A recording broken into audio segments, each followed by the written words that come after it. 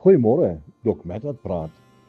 Nou ja, die Paasnaweek is nou verby, skole het begin, maar wat 'n wonderlike naweek was dit nie.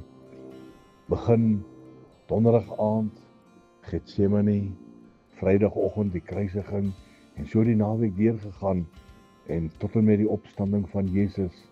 En dit was wonderlik om dit te kon herdenk. En ons was bevoorreg om na ons Paasdiens bietjie plaas toe te gaan. En op die plaas staan ek by die familiebegrafplaas en is doodstil. Daar gebeur niks rondom die begrafplaas, ons rondom die graf nie. En duidelik kom dit by my, by Jesus se graf was 'n groot gebeurtenis.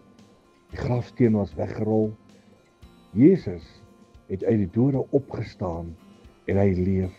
Toe Martha en Maria hulle by die graf kom en hulle soek Jesus, hulle gaan in, sien die klip is weggerol en Jesus is nie daar nie en hulle soek hom. En toe hulle uitkom, toe die engel op die klip sê vir wat op die klip sit, sê vir hulle, hoekom soek julle die lewend by die dooie? Met ander woorde, hy leef, hy het opgestaan. My koning, Jesus leef.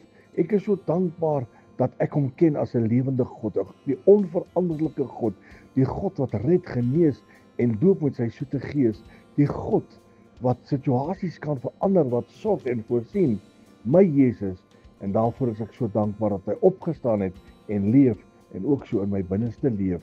Herlewingsgroete.